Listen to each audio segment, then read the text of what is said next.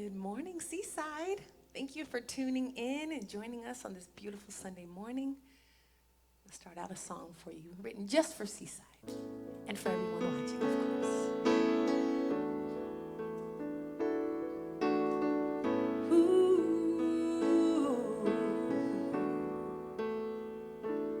we are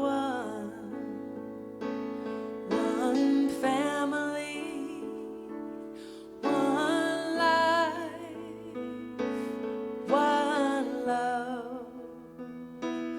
We are one community, one race. Let's rise above. We are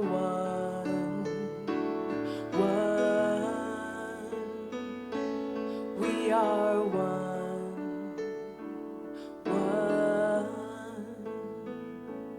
We are one family, one life, one love. We are one spirit, one source. I am enough. We are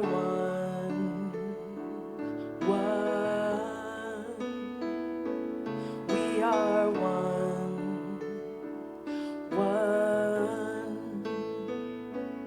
we are one. Let's stand together now. We are one. Let's let love show us how. We are we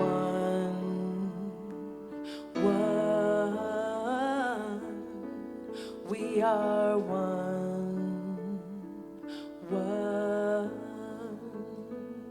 we are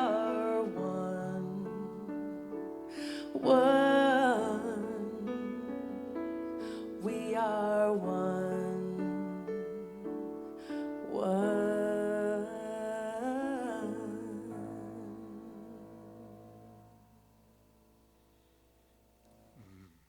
That is beautiful, Rebecca. Thank you. You are just being creative in this pause time. Thank you very much. And Wild, I saw you this week on CBS, the Grammys tribute to Prince. Wasn't that awesome? Man, that was awesome.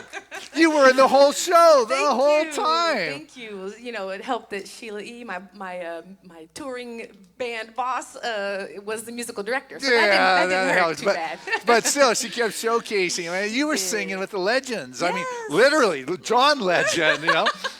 Yes, John Legend, Earth, Wind, and Fire, who are actually legends as well. Uh-huh. And it was incredible. Wow. Incredible experience. That's so, good. And those some smoking hot pants Thank you you had very much. We had to stand out a little bit. Yeah, you you know, did. so- Did you get to keep those? I did. They were made just for us ladies. So, Really? yeah, I got to keep the hot Some pants. Sunday morning. Right. Yeah, I got to bring them out here. If I need to, be bright and shiny, I will wear those. You will, yeah. Maybe our New Year's Eve or New something. Year's Eve, that's a good one. Yes, that's good. That'll work. Well, good. Yeah. Here we are. We are still rolling. Good morning, everyone. We are so grateful you are there. It inspires us to keep going. We can feel your presence in this room. It is alive. It is magical for sure. And share with your friends. Take out your phone and hit your social media and check in. Say, hey, you are with Seaside, and you want to encourage them, because today I'm going to be talking about when the monkeys come swooping in. That monkey mind and the chatter. And I think those times happen like right now when the mind gets filled with things that are other than God-like. So I'll share this morning on how we can move through that. And if you care about your friends, you share some spiritual food. Since you can't sit at the table with them, you can share the spiritual nourishment. So do that. But what we're going to do right now is something we do at the beginning of all services, and we just call our awareness to a greater realization of the presence of God by lighting a candle and sounding the bell and taking a moment in the silence. And we have a wonderful minister here today, really a partner here at Seaside in the creation of what is going on, and that is Reverend Debbie McDonald. Would you come turn on the light?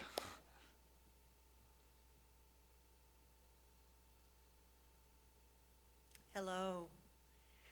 So we will light the candle and ring the bell and center ourselves in prayer.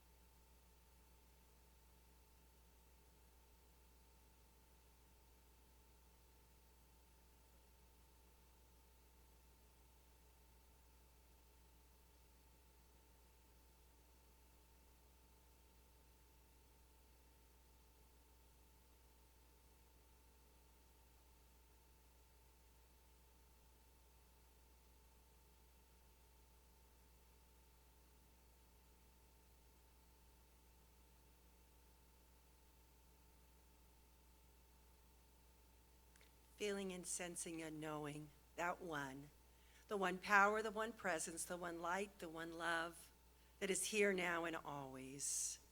And I know for Seaside Center for Spiritual Living that today's service just unfolds perfectly in divine order, that all those that are called to be here with us this morning on virtual, on Facebook, or on our live stream are here by a divine appointment, knowing that there are no mistakes in God's world, that each and everything that is said said specifically for that one that needs to hear it.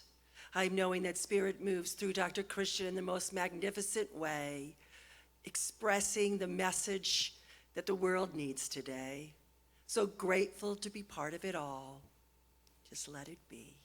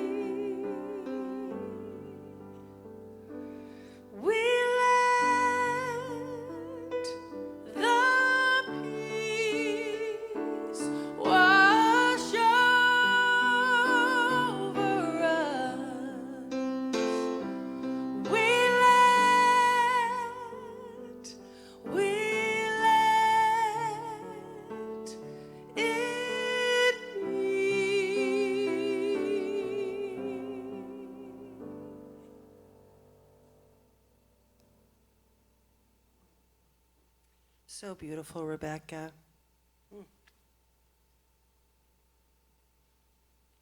I always feel so grounded when Rebecca just sings us into this place that is just so perfect. The vibration in here is magical. Let's see, I want to say a couple things to you. First of all, I want to remind you that our practitioners are waiting for you right after service for prayer. Please know that they're standing by, so that's available right afterwards. And we get so many wonderful comments, especially since we've been on live stream. It seems like we're getting more and more people that are reaching out through email or letters or cards. They just come pouring in.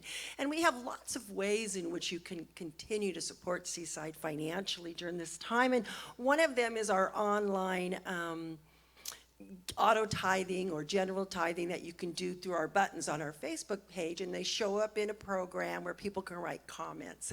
And these are some of the comments we've received.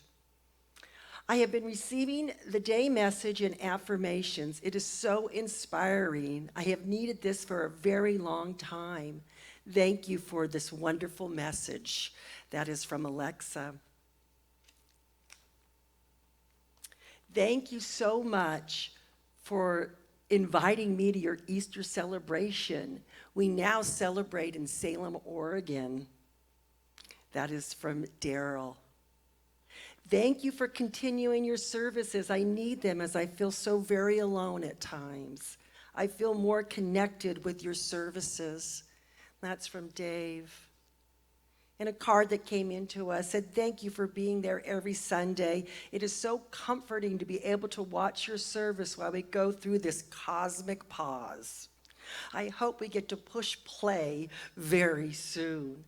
And that's from Lisa. And that's just a small sampling of the thank yous and the love that pours into Seaside on a weekly basis. So please know that we love to be connected with you. We can't wait to come back together in person, but for now, we're so grateful that we have our live streaming and that we're able to connect with you every Sunday. We're able to connect with you on noontime meditations every single day except for Sunday. So it's just been wonderful. I want to continue to share the good news that I've been gathering from around the world. There's always such wonderful things as I go online and look and see what's happening and what people are doing for each other. This one, it says, I've been so inspired by the beautiful acts of kindness from this group. She's talking about a Facebook group. Over the past 3 weeks, as our hopes of a very extended overseas trip faded away, I wondered how I could make even the smallest difference.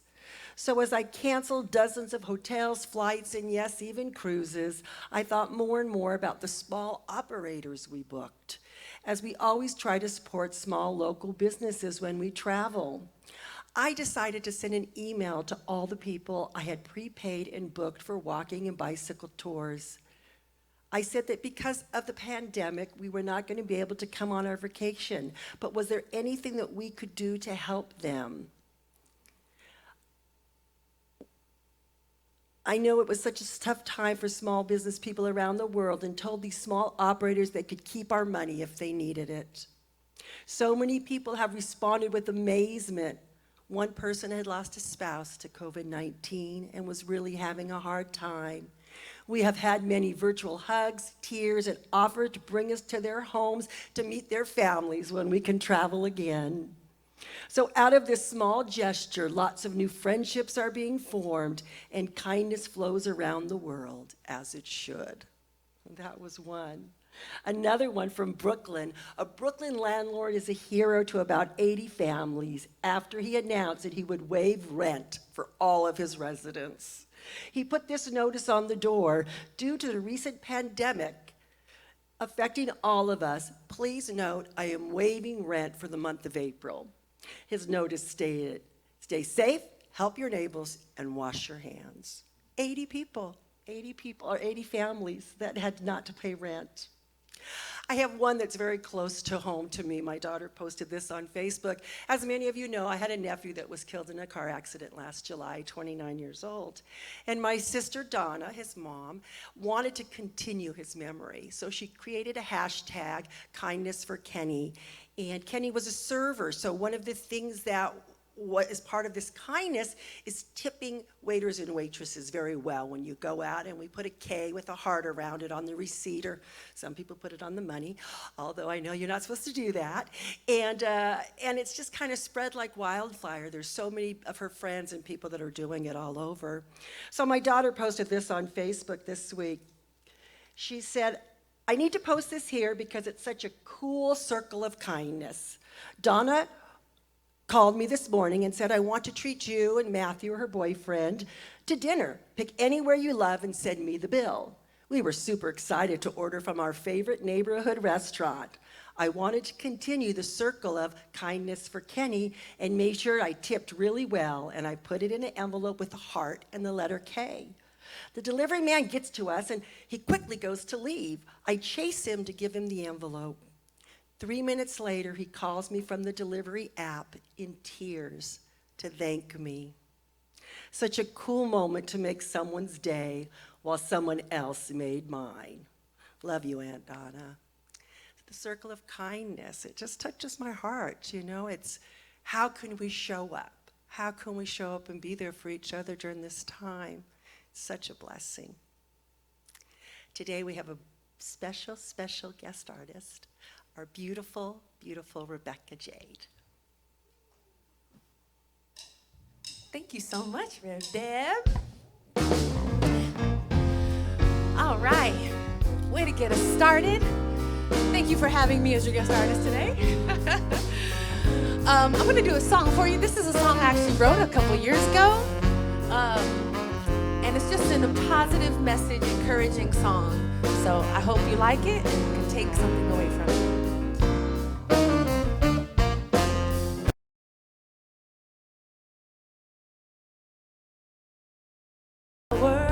When all the world seems to be bringing you down, you want to hide behind the comforts of a lie to ease the pain of not believing you deserve the crown. Don't let no one take away your place in the sun.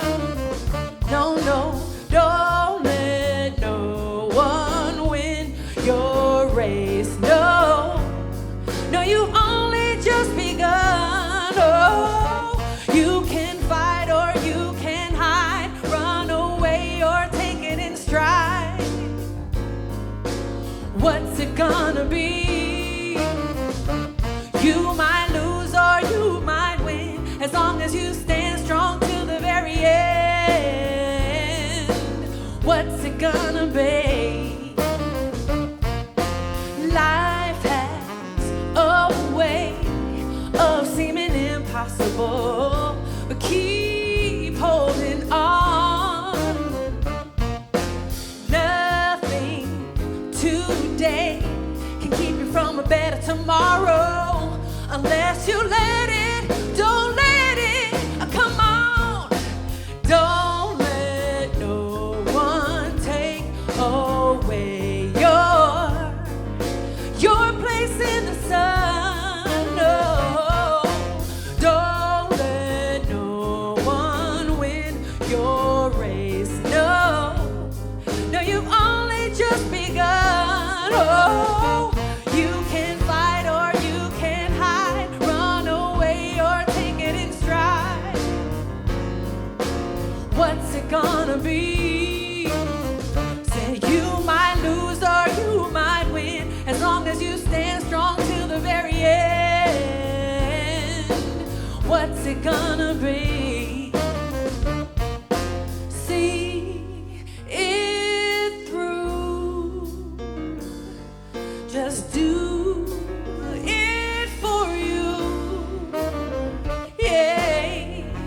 Oh, see it through. Come on, yeah.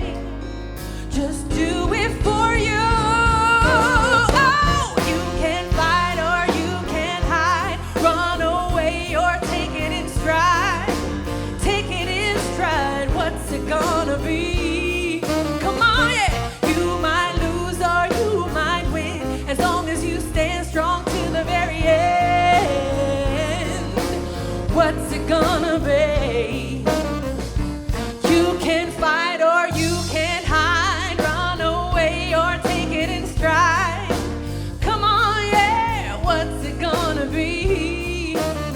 Said you might lose or you might win, long as you stand strong till the very end. What's it gonna be? Come on, come on. What you gonna do? What's it gonna be? Yeah. Oh, yeah. Come on, come on. Yeah, yeah, yeah. Little encouraging word for folks this morning. Thank you, Rebecca. Those were great words. Thank you. Thank you very much. Excuse me. Yeah, I mean, seeing it through is where it's all That's what about. it's all about. You can run, you can hide, but you got to stand there. That's right. And we are in this time. It's about seeing it through. That's right. That's right. That's All right. good. Well, yeah, I like that. Great songs. Thank you. All right, so it's about seeing it through, and that's what Dorothy Gale is committed to doing. Is seeing it through. She found some buddies last week, hooked up with her third partner representing the body. So we got the mind and the scarecrow. We got the heart with the tin guy. And then we got the lion, who's the courage, the body, and the world of form. And they're moving it through down the yellow brick road. And there it is in the distance, the Emerald City, their long-awaited goal. And emerald, green, life, vitality, energy, environment, abundance. It is representative of the very vivacious expression of our being. And there it is before them.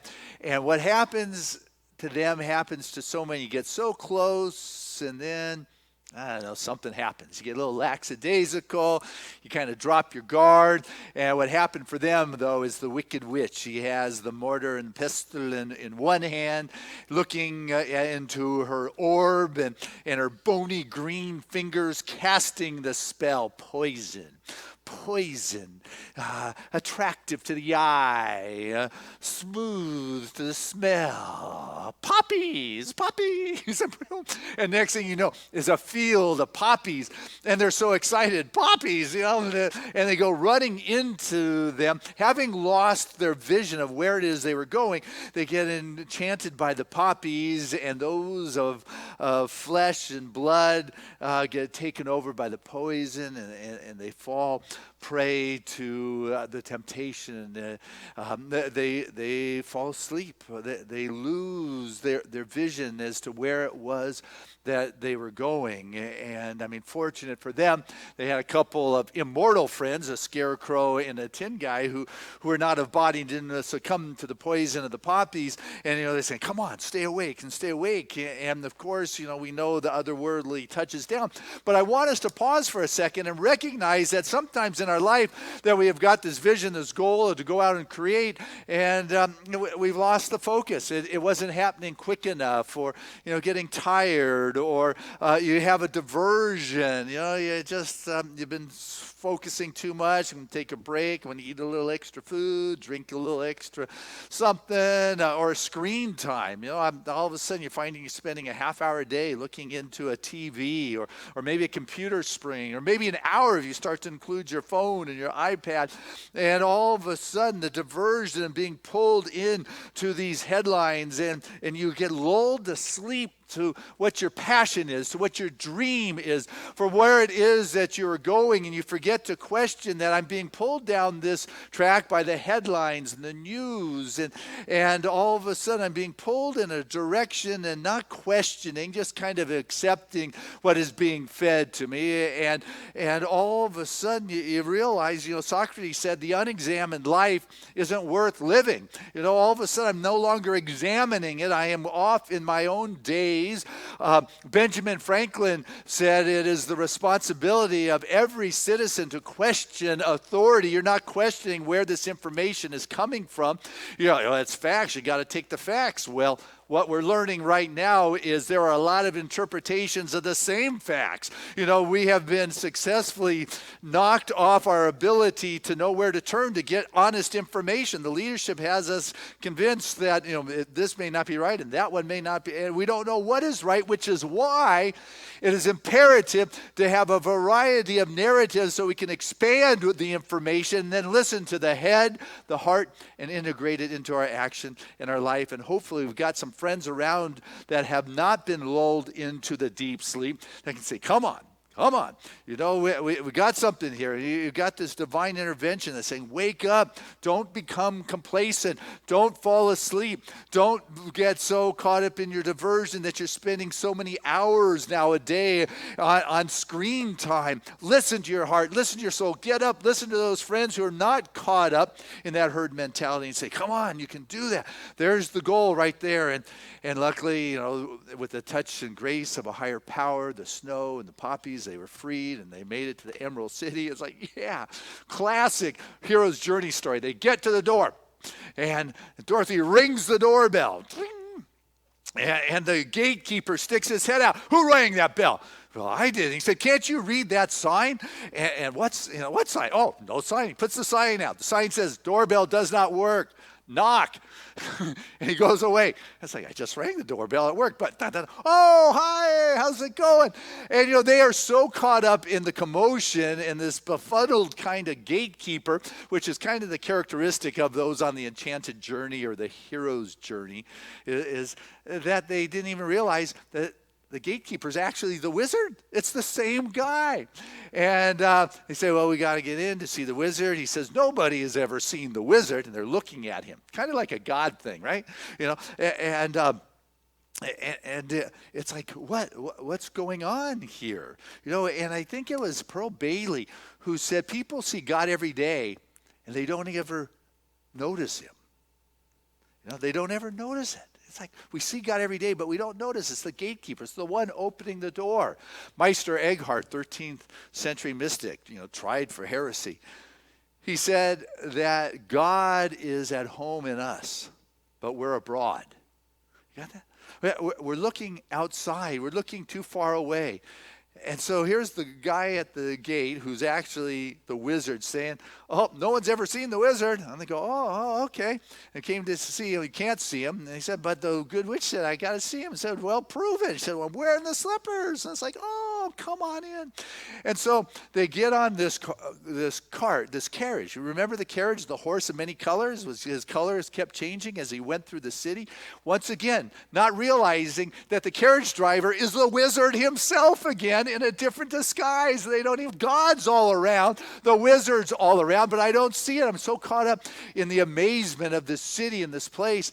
And it is a city that embraces diversity, because here walking through this town is a human girl, a dog, a lion, a scarecrow, and a man made totally attend. Nobody's turning, nobody's paying attention. They're all just kind of absolutely embracing what is. And so they're able to get an audience with the wizard with a lot of tears and conversation. And they go to see the wizard. And I love this part of the show. Each one of our 4 main characters experiences the fear that they embody. Is that a classic? Life will give you the opportunity to press your buttons. You talk about, the fears that are coming up or the monkeys that are going on in our mind. What comes up for us when we are confronted with that which is our edge is what's inside of us. And so here is the scarecrow looking at this disembodied head and this booming voice. And, the flames are going up. And that's the very thing he fears, is catching on fire. The guy's made of straw. And there's the Tin Man confronting somebody who expresses no compassion. And then you got the lion who's scared of everything, just being terrified by this presence. And here is Dorothy dealing with someone who is humorless, authoritative, just reminding her of being back home in Kansas, saying, I am Oz, the great and powerful. Who are you? Right? And we're all spiritual beings, but what does she say? I'm Dorothy, the small and the meek. Like, really? Really? It's like, I've got the audience. This is my idol. This is what I've been going for. And who I am? Your spirit expressing. Don't ever forget that, because life is going to challenge you to remember it. Gene Houston, whose book we're using, The Wizard of Us. And next week I'm going to give you a spoiler alert. We're going to find out that's you. But this week, we're not there yet. And what Jean writes, I love. She says, for you, the challenge here is to discover that the task that you never believed you could do, but the wizard of your inner sanctum of yourself already knew you could. And if you do it, it will change the nature of your belief about yourself. And each of us has a task that we think might be impossible to accomplish. And most of us have done things that we thought were impossible, like witches, broomsticks, notwithstanding. And so you've got some kind of authority that is telling you you can do it. You're capable. And that authority is really an aspect of yourself that all of a sudden is triggering something inside of you. But for you to be more than you know yourself to be, you've got to step into a place that you haven't been before, which conjures up. And you got to be willing to make the best of what's there. And John Wooden, he was this great basketball coach at UCLA, won more national championships in a row than any other coach. He said, things turn out the best for those who make the best of the things that turned up. You got that? Things turn out the best for those who are able to make the best of the things that turned up for them. Now, this is what's going on. I'm facing a wizard, or I'm in a dark forest, or I'm in a tough place. Okay, now what can I do? How can I make the best of this situation? I found myself in this situation. I'm locked at home, or whatever that may be. There is something inside of you that is calling you to stretch and to be more, to step outside the boundaries. You know, those who have open minds know there's so much more beyond the fences, and those who have closed minds play inside the fence. You know, they got the mentality of that herd. But you know what? It's in these times in which we are challenged that we are asked to practice our greater spiritual, to bring our greater spiritual self to the picture. It's in these dark times that we are asked to bring forth the God qualities, the God gifts, to share that which it is that we have been given, to share our joy. That's how you shine the light in the dark times. We are asked to share our creativity. That's what you can do. That's the gift you have to share. You get to share your creative expression, because these are the times that are calling for those in our life. You know, we are in a time where we're being asked to, to stay at home. But it doesn't mean we're being asked to not shine our life and make a difference in our world. We are being called for a time such as this. You have been practicing. If you're watching this right now, what I know is you have done your spiritual practices, or some of them. You've practiced meditation, yes, prayer. Some have even had their kundalinis lined up. Not Kundalini. Yeah, Kundalini chakra sat on vortexes in Sedona. You've reached out to entities beyond this world. I mean, looking for something outside to save us. That's not really the way to go. I mean, no wonder Jesus hasn't come back. There's no end to this practice. But what I want us to get in our spiritual practices when times are good, practicing times are over. The boot camp is done. It is showtime. And it is time to get out there and to bring what it is you have got to the world, which is why the wizard is challenging you to come to the edge and go further than you have ever been before, because there's an aspect of your being that knows that, you know what, you're not caught up in this minutia, this fear, this challenge in this world. Your mind may think you are. But anybody who works with healing, any other spiritual practitioners, they know that whatever the condition is, it's false evidence. It's the human condition, and the truth of who you are, of who I am, is spirit expressing. And we have been caught up in this hypnotic trance. I can remember once watching this hypnotic show, and he had this hypnotist up on stage, cast his whatever across the audience, and he saw a couple of the individuals who were like going deep. So he called these 9 people up to stage, and then he did his hypnotic trance on those, and he found like the one who was really gone. He would touch him on the shoulder, and boom. He said, "You got a little white poodle." Okay. Oh, but the poodle's got away. Go chase poodle. It's like Toto's got away. Go chase your poodle. And this person, it was hysterical. They were running around on the stage trying to chase this white poodle that we knew wasn't there. But now imagine if this person reached out to you and said, "Would you pray for me to catch my white poodle, please? I can't catch it."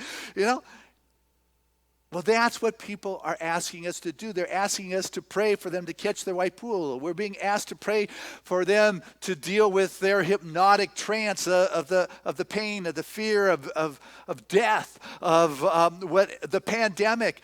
And we get caught up in this hypnotic trance. We get caught up in the poppies. We fall prey to what appears to be the human evidence, thinking this, and I'm going to pray to get rid of this pandemic. I'm going to pray about you cannot die. The human experience dies, but your soul and your spirit, it continues on. And when we are praying to to eliminate a condition. We are caught up in trying to get rid of the white poodle or catch the white poodle or get rid of that. What you want to do is recognize the truth of your spiritual being. What you want to do is recognize that presence of God that you are. What you want to do is to recognize that what is coming up is the shadow, is the dark side. It seems to greet you. I mean, here are our characters.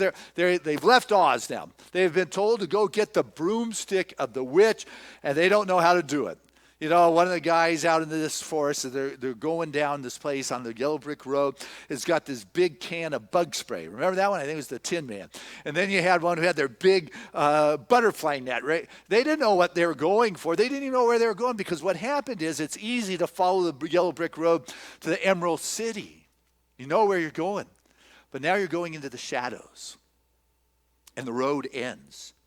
And they don't know how to get anywhere, though they did see a sign that said, "You're now in the haunted forest." Another sign said, "The witch's castle, 1 mile." So they were probably in a pretty good spot. Remember those gnarled signs? Anyway, and so the scarecrow, goes, I don't believe in ghosts. I don't believe in ghosts, which you would have thought he would have learned from last week when we talked about lions, tigers, and bears. Oh my, and there was a lion. You don't go, "I don't believe in ghosts," because in that instance, the tin guy is picked up and thrown down with a big metal crash to the ground, to which point the lion grabs his tail and says, "I do believe in ghosts. I do, which is a more honest affirmation, I guess, as to where he stands. But it is in this moment that all of a sudden they hear the sound of locusts, and the sky is filled with these monkeys with wings wearing these little bellhop uniforms. And, they're coming in like these jet planes, and the sound is horrendous. And what's fascinating for me is that when I go to prepare a message, I spend the week kind of living it, thinking it, and, monkey swoop in. What could possibly happen that's like a monkey swooping in? Honest to goodness, this week we had military helicopters flying right over our house. I could have hit them with a slingshot. These 2 helicopters, one was this thin attack helicopter, and the other one was a big fat one with doors, come swooping in. The sound was huge, and the blades, the house shook like it was in a tornado. They came in like Apocalypse Now, if you ever saw that movie, the helicopter, and the yard was just crazy, and these guys did this big U-turn right over our house, and then they dropped down towards Moonlight Beach. Now, we have lived there for 20 years, and the military the path for military aircraft is out over the ocean. I have never seen them fly over our house and then cruise back up along the beach. And if that wasn't enough, it happened again the next day. And the neighbors on the Facebook said it's been happening here for days. What is the military doing flying over our house and along the coast on the beach? The monkeys are swooping in, and as intimidating as that is, I could just imagine what Dorothy and her characters were feeling when the monkeys were swooping in, and the fears and the anxieties. See, one of the best things you can do in times of anxiousness and fear and worry is, as I was saying, share those God gifts of a confidence, of a light, of a knowingness, because misery has enough company. Oh my goodness, it loves company, and it's got plenty going on right now. What we want to do is choose a higher path. And in the midst of the challenge, it is time not to fall into the hypnotic trance and saying, "This is the spiritual truth." And so the monkeys grab Dorothy and Toto, and they fly off with her to the witch's castle. The Tin Man is trying to pull things together, and he goes to the Scarecrow, and the Scarecrow says, "Through my arm over there, through my chest over there." And he looks around. He says, "Is this straw? Is this you lying around all over the place here?" He said, "Yeah, put me together. We got to go and save Dorothy." Now, if that is not a vision that is greater than the fear and the anxiety, there is an Emerald City. There is something greater in your life than a pandemic. There's something greater in your life than being caught up in the fear and the anxiety, and is being called out of you right now. Though you could become complacent and fall asleep to the poppies that said, "Oh, later." I was so close to living my dream, but because of what's going on now, no, what is going on right now is part of the unfoldment to your dream in your life. And you are the one who's got to get your act together, because I'll tell you, they pulled Dorothy, the witch has got Dorothy sitting in her chamber, in this room. And she has got Toto and say, oh, nice doggy. And she, what are you going to do with that dog? And he said, what do you want? I want Toto. And she says, well, I want your ruby slippers. And he said, so they create a trade. Good capitalism. They make a deal, and the witch goes to take the ruby slippers, and the shock hits her hands. And it's like, oh, I forgot. They won't come off you while you're alive. And at that point, Toto was put into a basket, jumps out, kind of like the Wicked Witch when she was back in Kansas. And you see Toto running on out the door and over the drawbridge, and goes looking for her friends. But here's Dorothy in this place, and the Wicked Witch is not pleased with her.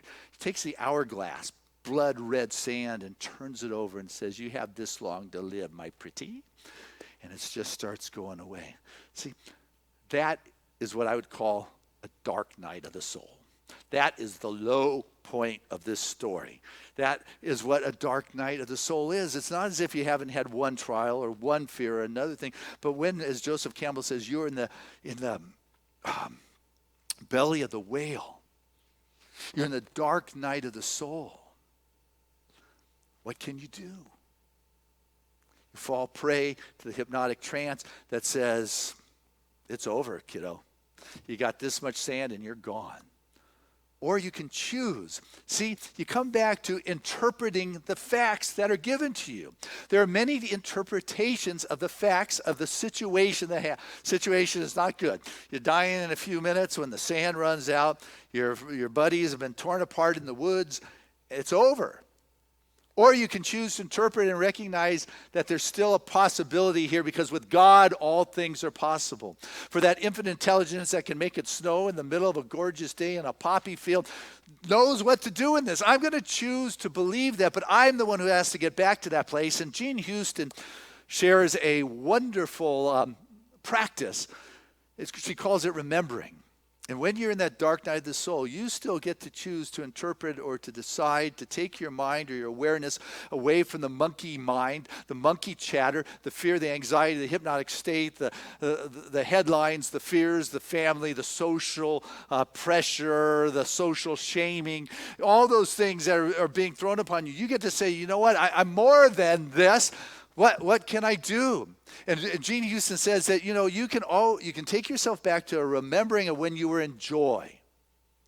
Now, you can be locked up. You could be incarcerated. You can be in a prison ward camp. You still have, as Viktor Frankl would tell us, the mind is the last thing. You have charge of that, and you can take yourself back to a place of joy and allow that energy to fill your space.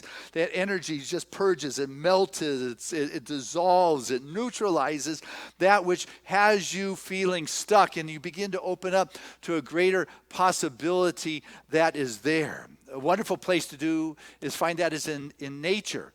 Or, you do it, Hafiz, 14th century Persian poet, Iran, he said, continue to do that which makes you glad and keeps you in a happy place. That's not quite what he said, but close enough. I was really going towards Anne Frank.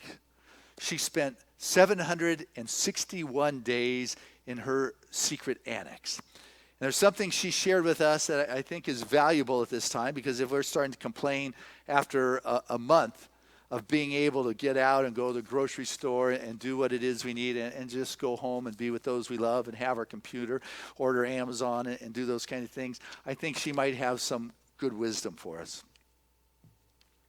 Well, she said that the best remedy for those who are afraid, lonely, and unhappy is to go outside, somewhere where they can be quiet and alone with the heavens and the nature and God.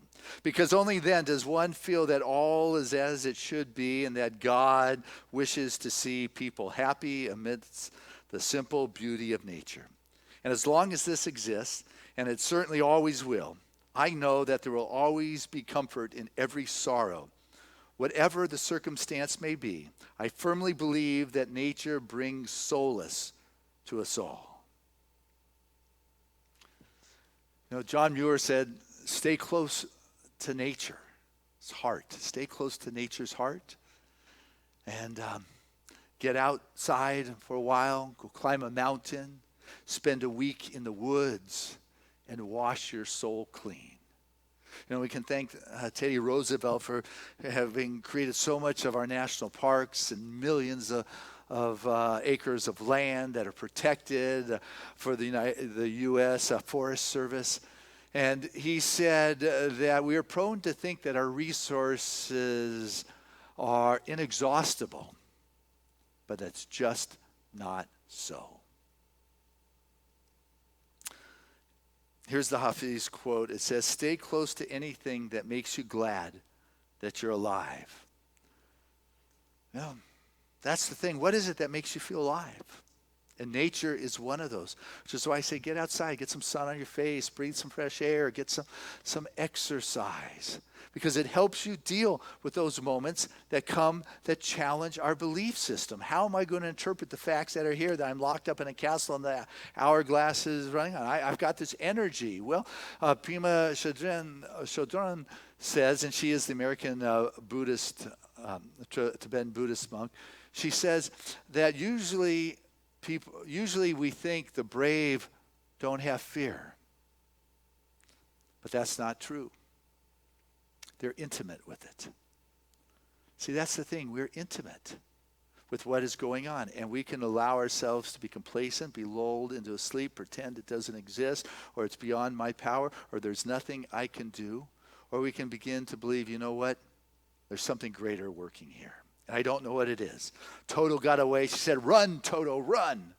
You know, Toto is running, run, Toto, run, which is a great affirmation. You send it out, to your allies of the body, mind, and soul. Run, Toto, run. And what Toto found is the cowardly lion leading this group up this sharp cliff. They're pretty good for a coward, right? Leading these guys to the top. And they watch the guards going into the temple. And Scarecrow says, I've got this plan. I've got this idea, which is pretty good for a guy who doesn't have brains. But once again, it is on this adventure, this hero's journey, that we begin to discover the very thing we're looking for is what we have, and we need this edge to have a step outside of the fence, to step out of our boundaries, to step out of the herd mentality, to step out of the traditional interpretation of the facts that are there. And they saw this, and all of a sudden they were jumped by 3 guards. They beat up, there was a little tussle. You couldn't see who because it was the early days. There was no violence.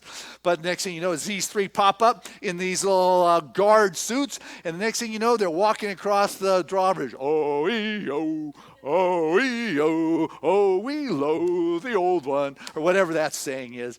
And, the last one, you see the lion, his tail didn't quite fit in it. And they go in there and they take the Tin Man's axe, and they break down the door.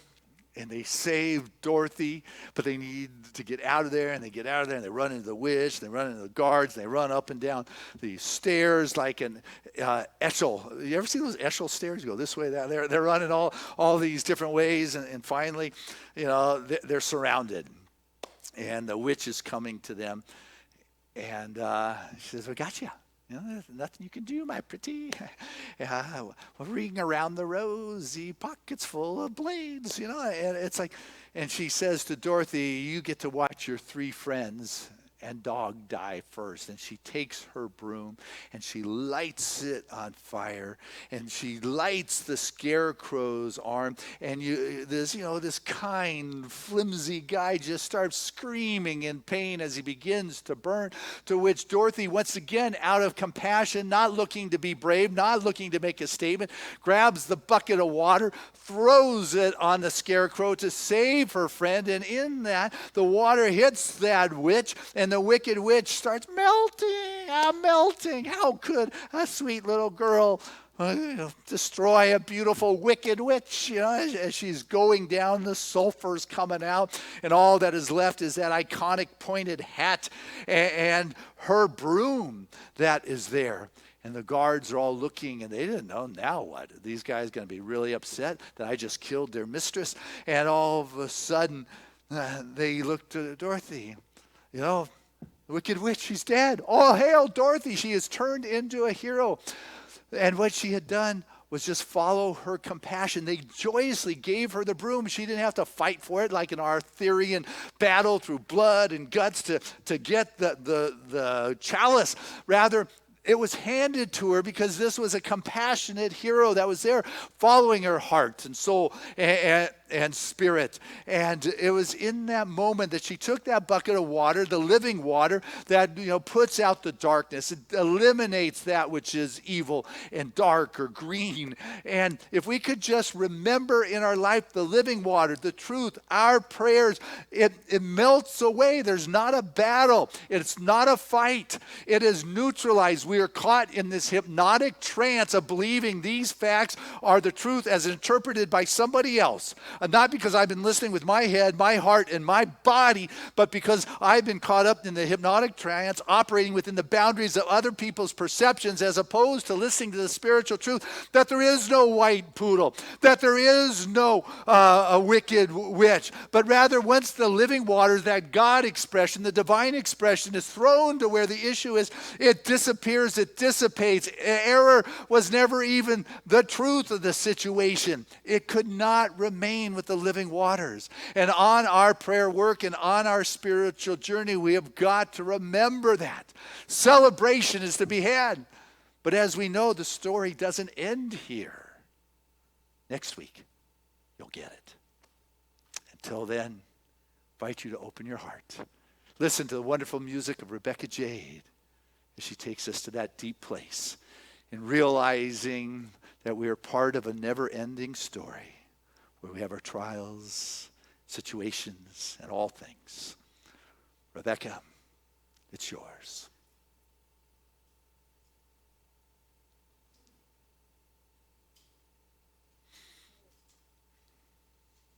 Very powerful message. Thank you so much. I picked a beautiful song that totally coincides with your message this morning. And it's about tying in with nature, like you mentioned. And it's a beautiful song by Herbie Hancock, and was written by his sister. The lyrics were written by his sister, and the song is called Harvest Time.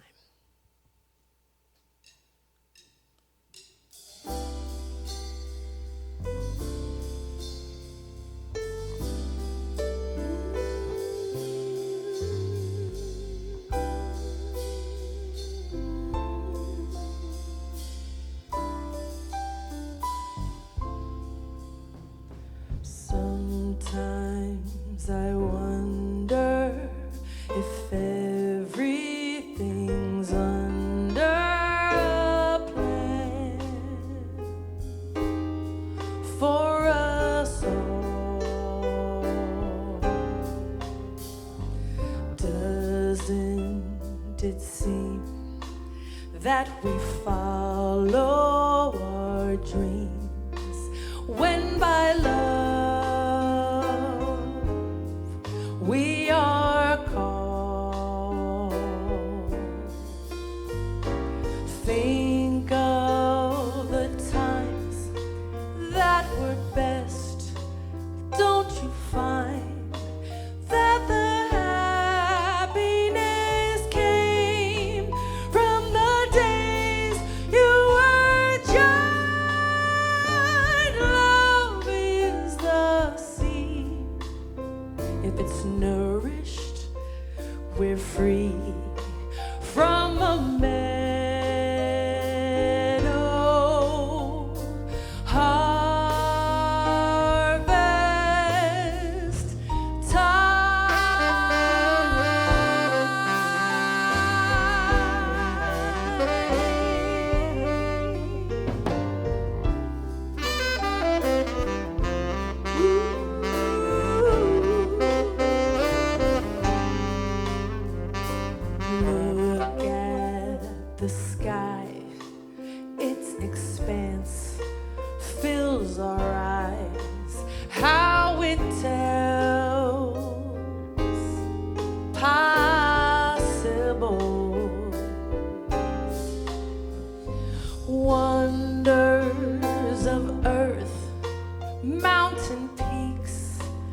thunderous surf.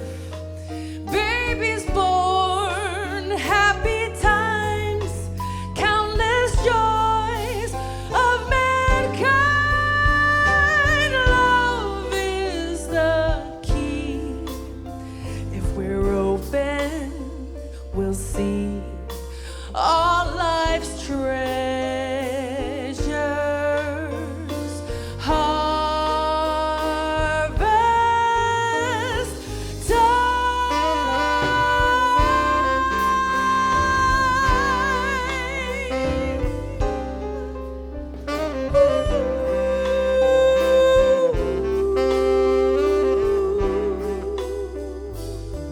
Come on, Bob.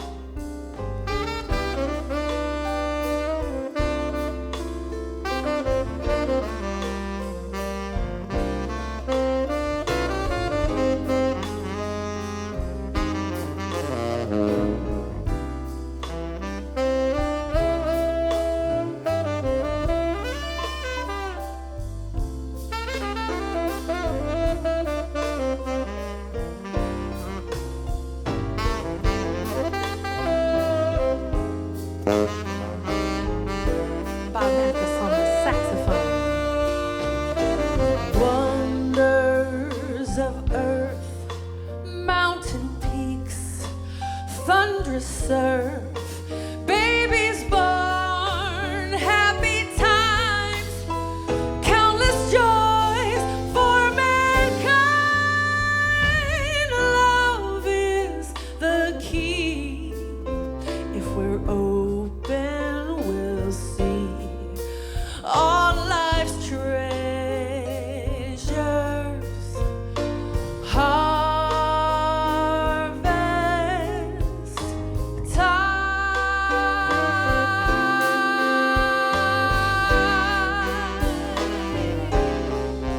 Harvest time. Ooh. Yeah,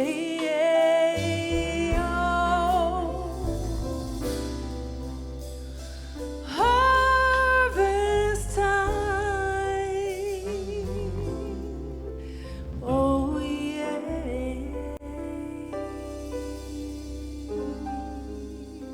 Harvest time.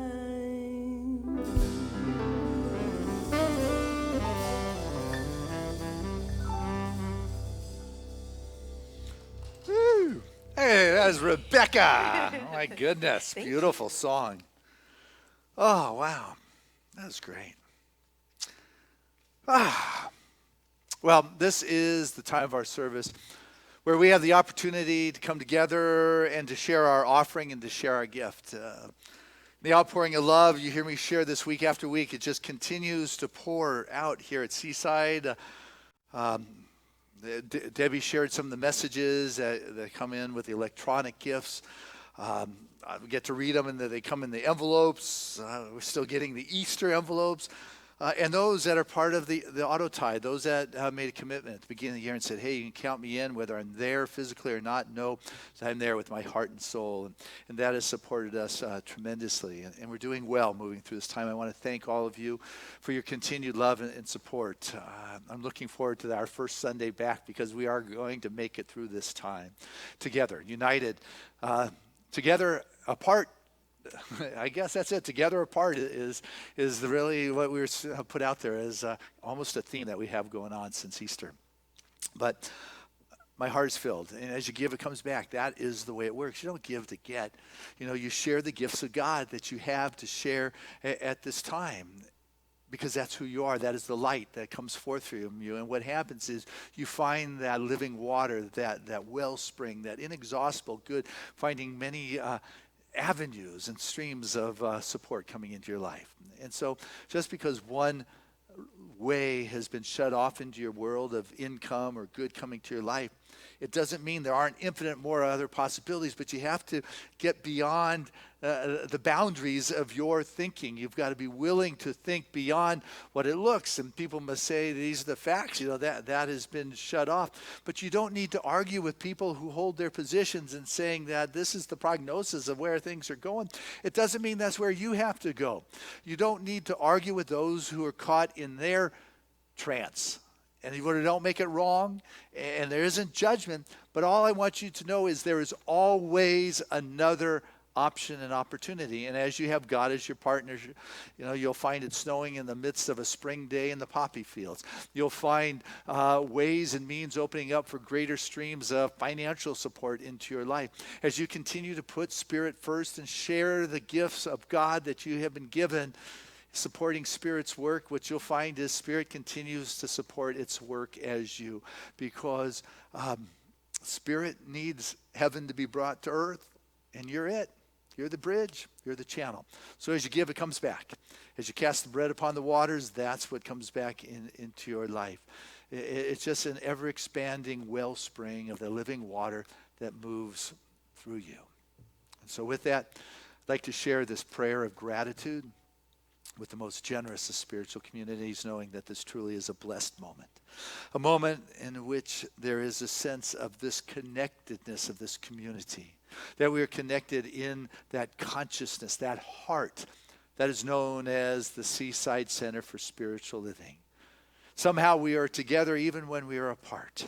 For there is a support of this collective energy in which the healing and the sense of love continues to emanate from this holy ground, from this campus, for it is emanating and it is reverberating within that consciousness, that within that field that is known as Seaside.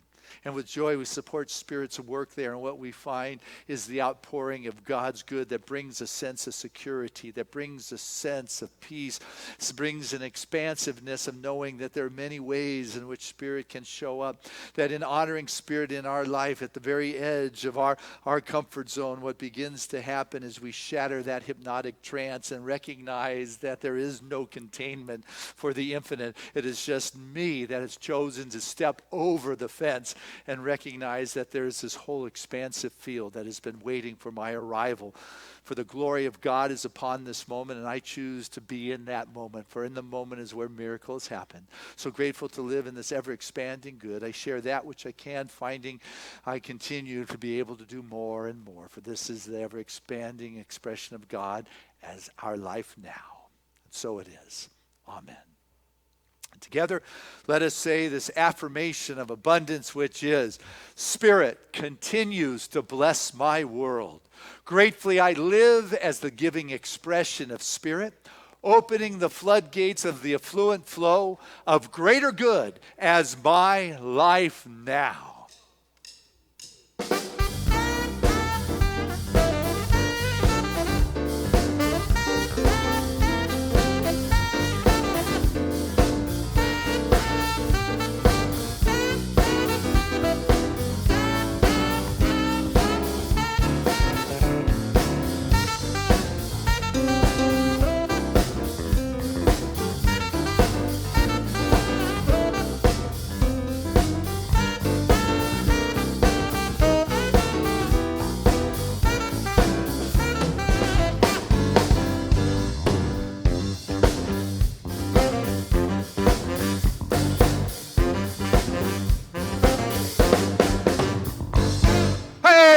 All right. Woo!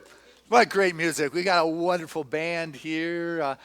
Just the musicians at Seaside continue to bless us for sure. Anyway, a quick couple main announcement I have for you is that right after the service, we have spiritual practitioners waiting for you. They're live. You call in to the Zoom room, and if you don't know what that number is, or you don't have the app, if you have the app, all you've got to do is put in the password, which is Ernest, capital E for Ernie. And but if you don't have that, you go to our website, and right there on the website, you'll find the click-through for the Zoom, and you'll go right to the room. You got a private room with a practitioner, so don't hesitate to ask for prayer. We are here for you. That is for sure. Also, check out our website, see what's going on. you find my prayers. You have my written prayers. If you didn't receive my written prayer this week about changing or having a new perception, then I don't have your email. So make sure we get that. But you still can find it on our website. Just go to prayers, that tab. Also, Wednesday night, this week, Reverend Dr. Kathy Hearn is hosting the midweek healing ritual. So call in, Zoom in. You get that once again at the website, or you can find that on Facebook under events. So there's a lot of opportunities. In a few weeks, we'll start a whole nother cycle of sacred circles for you. So if you're thinking about that, mid-May, they'll be up and going again. But what I want to do right now is prayer, because healing has been the thrust of this movement since its conception. That hasn't changed. And the healing is just revealing the presence of God that has always been there. The nothingness just dissolves, it melts, it disappears into the nothingness from which it came.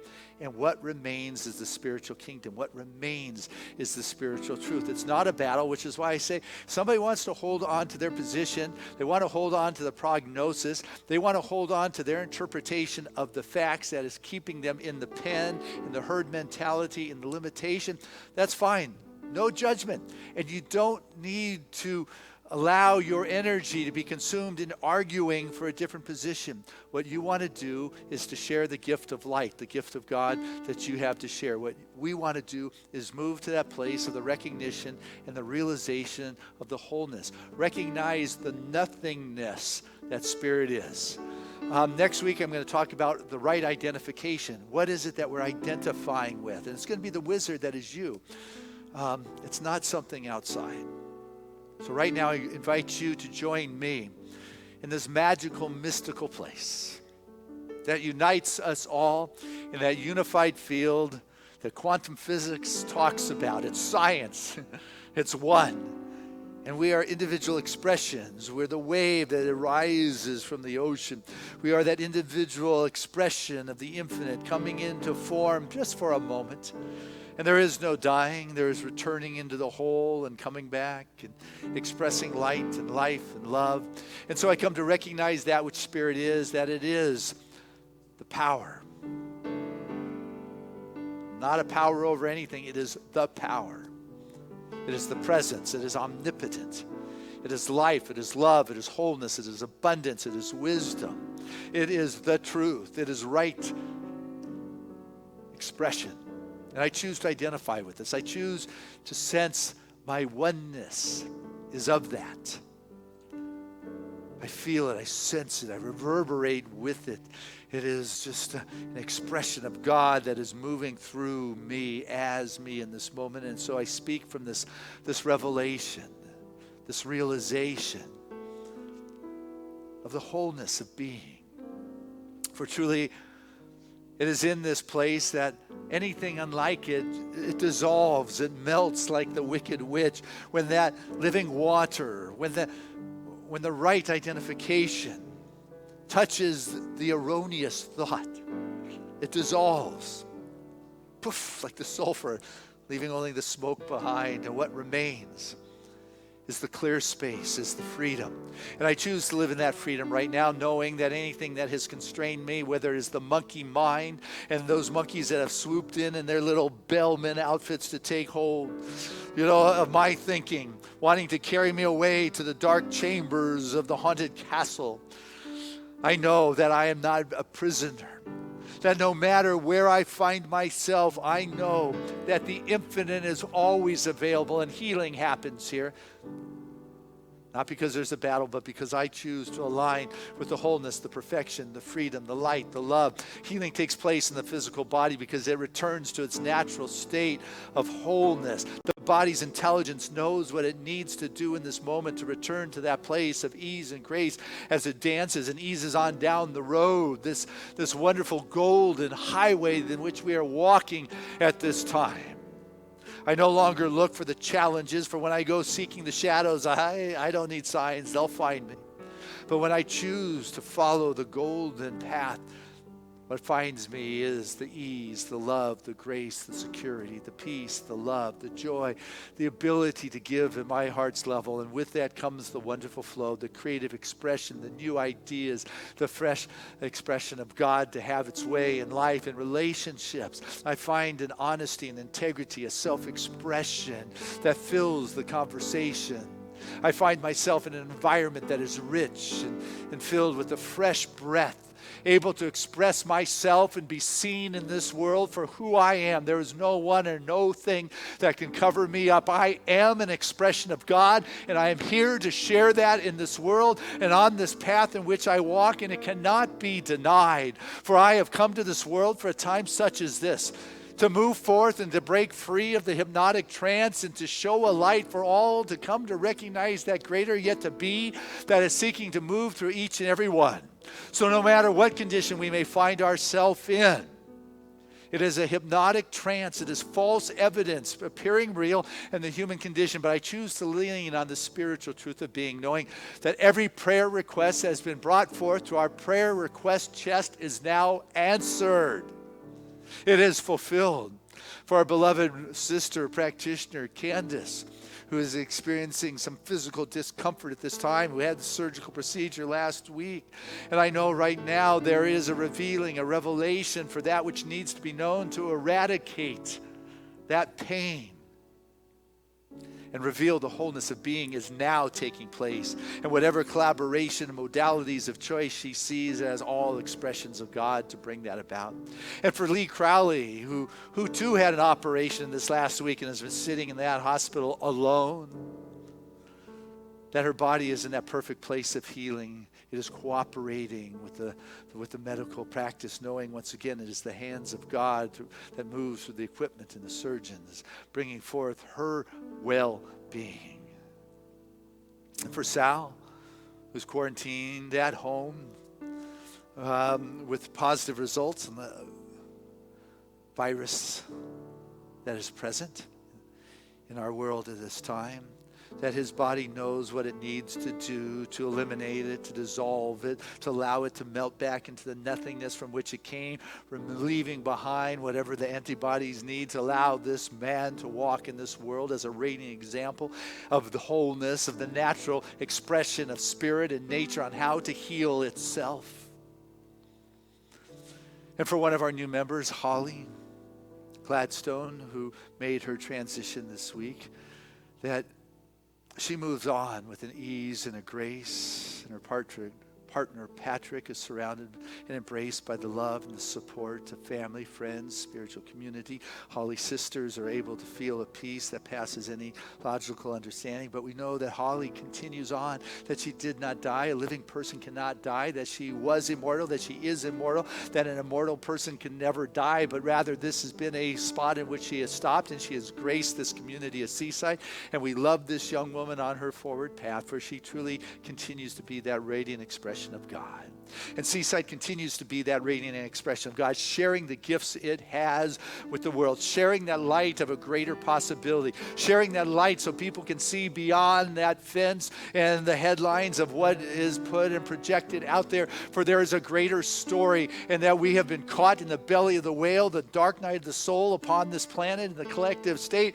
But it is not the time to give up, to be lulled into a deeper sleep or trance, but to believe, to know that there's friends out there that are saying, wake up, that are not caught up in this mortal coil. They're saying, wake up, come on, there is something that is ready to show up that is greater than this. I believe, and I'm grateful to know this, to have those friends, to have those expressors, to have those preachers that are professing these expressions of greater possibility at this time, offering the new interpretations, the new narratives of the greater yet to be that is seeking to express itself through us all. So grateful to be part of the allness, that oneness, that expression of God. I let go, trusting and believing in the divine unfoldment and perfect expression that is this moment. It is God made manifest that I let go and I allow Spirit to be.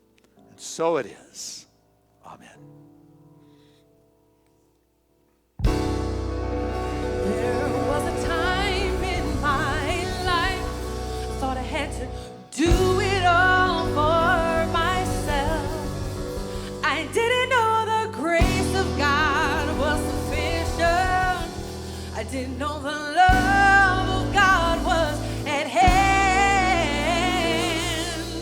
But now I can say, if you are discouraged, struggling just to make it through another day, you've got to let it go. And this is what you have to say. Come on. I release and I let go. I let the Spirit run my life. And my heart is open wide. Yes, I'm only here for God. So no more struggle, no more strife. With my faith I see the light. I am free in the Spirit. Yes, I'm only here for God. Said I release and I let go. I let the Spirit run my life. And my heart is open wide. Yes, I'm only here for God. Said no more struggle, no more strife. With my faith I see the light. I am free in the Spirit. Yes, I'm only here for God. Sing it wherever you're watching us. Come on. And I let go. I let the Spirit run my life. And my arms are open wide. Yes, I'm only here for God. Come on. No more struggle, no more strife. With my faith I see the light. I am free in the Spirit. Yes, I'm only here for God. Yeah. All right. Yeah, we are only here for God. Hey, our affirmation for the week is, I always share the gifts of God. Together, I always share the gifts of God. Touch your heart and say that again. I always share the gifts of God. One more time, like it's your truth. I always share the gifts of God. We love you. See you next Sunday.